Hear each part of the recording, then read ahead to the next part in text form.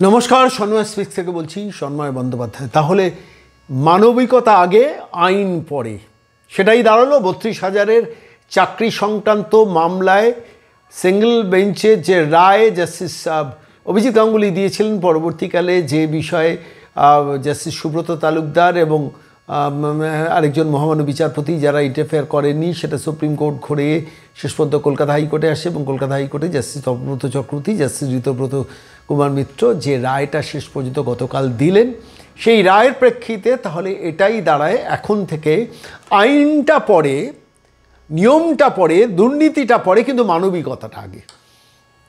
Essence of the judgement তো আমার মনে হচ্ছে এটাই দাঁড়ালো শেষ পর্যন্ত। তাহলে মানিক ভট্টাচার্যকে ছেড়ে দেওয়া হোক, নিরপরাধ। কেন শুধু শুধু তার বিরুদ্ধে মামলা করা হচ্ছে? কেন শুধু শুধু পার্থ চট্টোপাধ্যায়কে জেল খাটতে হলো? কেন শুধু শুধু কালীঘাটের কাকুর ভয়েস স্যাম্পল টেস্টিংয়ের জন্য এত নাছরবান্দা মনোভাব দেখাতে হলো সিবিআইকে? সবাই তো নিরপরাধ, তার কারণ মানবিকতা আগে। তাঁদেরও তো পরিবার আছে, তাঁদেরও তো জীবন আছে। আমার খালি এই অবজারভেশনটা গতকাল রাত্রি থেকে বারবার মনে হচ্ছে। আমি এই বিষয়ে গিয়েছিলাম, অরুণিমা পাল মনে আছে, একজন প্রাথমিকের শিক্ষক আন্দোলন করতে গিয়ে পুলিশ যার হাত কামড়েছিল, মহিলা পুলিশ একজন হাত কামড়ে দিয়েছিল। তারপর তাকে নিয়ে প্রচুর আলোচনা হয়েছে মিডিয়াতে, সোশ্যাল মিডিয়াতে। আমি অরুণিমা দেবীকে ধরেছিলাম গতকাল, ধরে আমি এই প্রশ্নটাই করেছিলাম যে কি বুঝছেন, 32,000-এর চাকরি বেঁচে গেল, ঠিক তাদের পরিবার আছে, তাদের পরিজন আছে। আপনারা যারা 1,24,000 সবাই মিলে পাশ করেছিলেন 2016, 2014 টেট, 2016 পরীক্ষা, আপনারা রাস্তায় বসে থাকলেন। আপনাদের যোগ্যতা অনেকের থাকা সত্ত্বেও যাদের যোগ্যতা কম তারা অনেকেই চাকরি করছে এখনও। শেষ পর্যন্ত কীরকম লাগলো এই রায়টা? দেখুন, মহামান্য বিচারপতিদের প্রতি কোনো অশ্রদ্ধা নয়, তাদের রায় নিয়ে কোনো প্রশ্ন তোলা নয়, কিন্তু রায় নিয়ে তো কিছু অবজারভেশন থাকতেই পারে। সেই অবজারভেশনটাই দিয়েছেন অরুণিমা পাল, যিনি দীর্ঘদিন ধরে পথে বসে আন্দোলন করেছেন এবং দীর্ঘদিন ধরে যোগ্যতা থাকা সত্ত্বেও অনেকের যাদের চাকরি হলো না শেষ পর্যন্ত, এবং শেষ পর্যন্ত আদালত মুখ ফিরিয়ে নিল তাদের থেকে। সেই অরুণিমা পাল আমাদের প্রশ্নের উত্তরে কি বলেছেন শোনাবো, কিন্তু তার সঙ্গে সঙ্গে একটা খবরও থাক, সুপ্রিম কোর্টে যাচ্ছে মামলাটা এবং সুপ্রিম কোর্টে উইদিন অ্যানাদার 2 উইকস শেষ পর্যন্ত আবার মামলা হচ্ছে এই 32,000-কে নিয়ে। যে রায় গতকাল মহামান্য বিচারপতি তপব্রত চক্রবর্তীর বেঞ্চ দিল, সেই মামলার সেই রায়ের বিরুদ্ধেই সুপ্রিম কোর্টে আবার মামলা হচ্ছে। আমি আজকে এই মুহূর্তে অরুণিমা পাল কি বললেন আমাদের প্রশ্নের উত্তরে শোনাবো। প্রথমেই বলি, এই রায়টা আমি সমস্ত বিচার ব্যবস্থাকে শ্রদ্ধা জানিয়েই বলছি, এই রায়টা কার্যত হতাশার, দুর্ভাগ্যের। এই শব্দ দুটো কেন বলছি?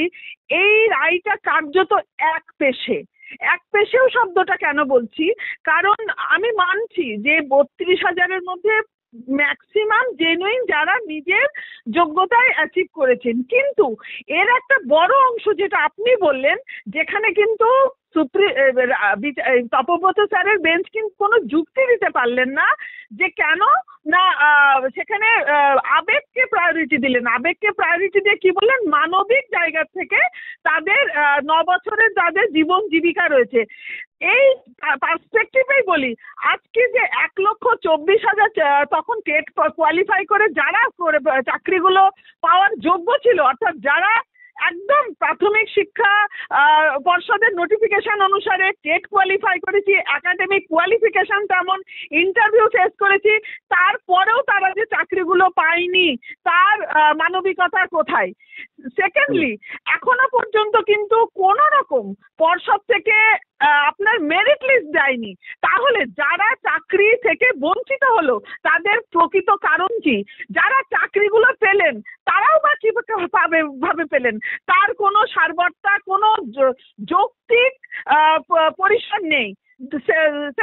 সেকেন্ডলি, থার্ডলি যাব, যদি কিনা মানবিকতাটাই যদি প্রায়োরিটি লিস্টে বিচার ব্যবস্থার আগে থাকে, তাহলে তো আমি একটা অপরাধী হয়েও যখন কিনা বলবো আমার জীবন জীবিকা, আমার পরিবার পরিজন আছে, তাহলে তো সেই জায়গা থেকে কোথাও গিয়ে বকলমে অপরাধ অপেক্ষা আপনার ওই তার বর্তমান স্ট্যাটাসটা বড় হয়ে দাঁড়াবে।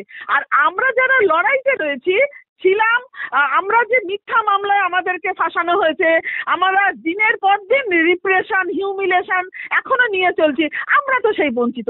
আমরা তো কোনো জান্তব প্রাণী নই, আমাদেরও তো সংসার আছে, পরিবার আছে, পরিজন আছে, সামাজিক সম্মান আছে। আমরা তো কিন্তু কেউ কিন্তু এরকম না যে ওই একটা আবর্জনার মতন এসেছি। আমরা কিন্তু আমাদের যোগ্যতার নিরিখে কাজ চেয়েছি। আমরা কোন রকম ম্যানুপুলেশনের মধ্যে যাইনি এবং সরকারের সাথে কোনো আপোষের মধ্যেও আমরা যাইনি। আমরা বলেছি আমরা আমাদের যোগ্যতার নিরিখে আমাদের যা সংবিধান সম্মতভাবে যা যা দরকার পাওয়া আমরা যোগ্য, সেই অনুসারে কাজগুলো দেওয়া হোক। আজকে যদি আপনাদের মনে হয়ে থাকে যে আমরা কোট আনকোট যোগ্য নই, তাও বলুক, কোর্ট সেটাও বলুক যে এই ছেলে মেয়েগুলো যে আজ 3-4 বছর ধরে রাস্তায় বলছে কোর্টে যাচ্ছে, তারা কোট আনকোট যোগ্য নয়। কই সে কথা তো বললেন না। সেই জায়গায় গিয়ে এই রায়টা আবারও বলছি, আমাদের কিন্তু কোনো যারা জেনুইন ক্যান্ডিডেট তাদের সাথে কোনো বিরোধিতা বিরূপতা নয়, আমাদের এই ব্যবস্থার বিরুদ্ধে লড়াই, যেখানে দুর্নীতিকে প্রাতিষ্ঠানিকভাবে একদম আপনার মানে কি বলবো, মানে পার্মানেন্সি করার একটা প্রবণতা, সেটা আপনি স্কুল সার্ভিস কমিশনই বলুন আর এই প্রাথমিক শিক্ষা পর্ষদই বলুন।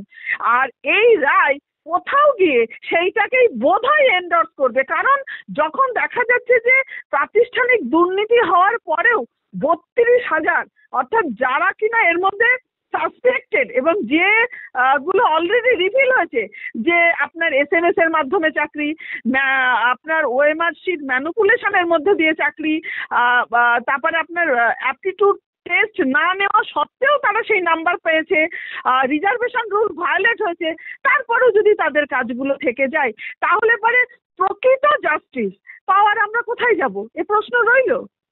না, তাহলে দেশে সংবিধানের ওপরে মানবিকতা, দেশে আইনের ওপরে মানবিকতা এবং 25,753 জনের ক্ষেত্রেও তাহলে মানবিকতার মানে তা এগিয়ে দেওয়া উচিত ছিল, যেটা মানে এর হাইকোর্টও মানেনি, সুপ্রিম কোর্টও মানেনি। সেক্ষেত্রেও তো মানবিকতাটা প্রিভেল করা উচিত ছিল। 32,000 ক্ষেত্রে মানবিকতার দেখেছেন মহামান্য বিচারপতি, সব ঠিক আছে, কিন্তু বিনীতভাবে মহামান্য বিচারপতির রায়টাকে মেনে নিয়েও প্রশ্ন, মানে একই সঙ্গে প্রশ্ন যে মহামান্য বিচারপতি তাহলে মানবিকতার প্রশ্নে আইনের সঙ্গে আপোষ করা যায়, তাই তো? শুধু তাই নয়, আপনি যেটা বলছেন আইনের সাথে আপোষ, তো এটা একটা বড় বৃহৎ পরিসরে আপনি বললেন, যার সুদূর প্রসারী ফল কখনোই ভালো হওয়ার কথা নয়। প্যারালালি এটাও বলবো, তাহলে কি বিচার ব্যবস্থার মানবিকতাও কি কোট আনকোট বেছে বেছে? তাহলে কি বিচার ব্যবস্থায় বলবো মানবিকতাটা শুধুমাত্র এই 32,000-এর জন্যই অ্যালোটেড? প্রশ্নটা এখানেই অরুণিমাদি, প্রশ্নটা এখানেই, যারা 9-10 এর মধ্যে বা 9-10, 11, 12 যোগ্য শিক্ষক ছিল, তাদের পরিবার নেই, তারা 7 বছর ধরে চাকরি করেছে, তাদের ক্ষেত্রে মানবিকতা হলো না। এখন মানবিকতা 32,000-এর ক্ষেত্রে মানবিকতা, এবং দুর্নীতি হয়নি, দুর্নীতির জন্য ইন্ডিভিজুয়াল দায়ী নয়। 25,753 জন্য তো এমন অনেক শিক্ষক ছিল যারা ইন্ডিভিজুয়ালি দুর্নীতির জন্য দায়ী নয়, সামগ্রিক করাপশনের জন্য এটা প্যানেলটা বাতিল হয়েছিল, নয় কি? একদম, এইটা নিয়ে কোনো দ্বিমত নেই, কিন্তু এখানে আমরা দেখলাম যে ওইখানেও কিন্তু প্রকৃত জায়গাটাকে অ্যাড্রেস করা হলো না, আবার ঠিক 32,000-এর ক্ষেত্রেও কিন্তু প্রকৃত জায়গাটাকে অ্যাড্রেস করা হলো না। অর্থাৎ প্রাতিষ্ঠানিক যে দুর্নীতিটা হয়েছে, যে সংগঠিতভাবে এই কাজগুলো করেছে, এমনি থেকে তো মানিক ভট্টাচার্য আর পার্থ চ্যাটার্জি জেল কাস্টডিতে ছিল, মানিক ভট্টাচার্য জেল খাটার তো কোনো প্রয়োজন ছিল না, কোনো দরকার ছিল না জেল খাটা। টাকাগুলো যেগুলো পাওয়া গেছে সেটাও কি তাহলে ঠিকঠাক না, মানে দুর্নীতির টাকা নয়? এই প্রশ্নগুলো রয়েছে। তাহলে দুর্নীতিটাকে অ্যাডমিট করছি, অনিয়ম বেনিয়মটাকে অ্যাডমিট করছি। জল অরুণিমাদি আপনাকে বলি, জল অনেক দূর গড়াবে, মামলা সুপ্রিম কোর্টে হচ্ছে, এবং আমার নিজের বিশ্বাস সুপ্রিম কোর্টে গিয়ে এই তপব্রত চক্রবর্তীদের যে রায়, সেই রায়টা কিন্তু বাতিল হয়ে যাবে। আমার নিজের ধারণা আলটিমেটলি সিঙ্গেল বেঞ্চের রায়টাই থাকবে। আমি এত বড় প্রেডিকশন কখনো করি না, কিন্তু আমার অন্তত অ্যাটলিস্ট মনে হচ্ছে, কেন মহামান্য বিচারপতি যখন পরিষ্কারভাবে এ কথাটা বলেছেন যে এত বছর বাদে এদের পরিবারগুলো কথা দেখতে পেত, কল্যাণ বন্দ্যোপাধ্যায়ের ভাষা, কল্যাণ বন্দ্যোপাধ্যায় এই ভাষাতেও বলেছেন, যখন বুঝেছেন যে প্যানেল বাতিল হয়ে যাবে তখন এই ডোজটা দিয়েছিলেন। রায় মানে রায় দেওয়ার আগে ভাববেন যে এই 32,000-এর পরিবার। আমার প্রশ্নটা 1,24,000-এর পরিবারের কথা ভাবা হলো না, 32,000-এর পরিবারের কথা ভাবা হলো। দুঃখের দুর্ভাগ্য। একদম অরুণিমাদি বঞ্চিতদের কথা ভাবা হচ্ছে না। এটা দুর্ভাগ্যের আপাত দৃষ্টিতে শুধু মনে হবে আমাদের, কিন্তু সুদূর প্রসারী এর ফলও কিন্তু কখনোই ভালো হতে পারে না। শক্ত থাকুন, লড়াই জারি রাখতে হবে, লড়াই অনেক দূর পর্যন্ত এগোবে এবং আমার নিজের ধারণা সুপ্রিম কোর্টে মামলাটা যাচ্ছে। অনেক ধন্যবাদ।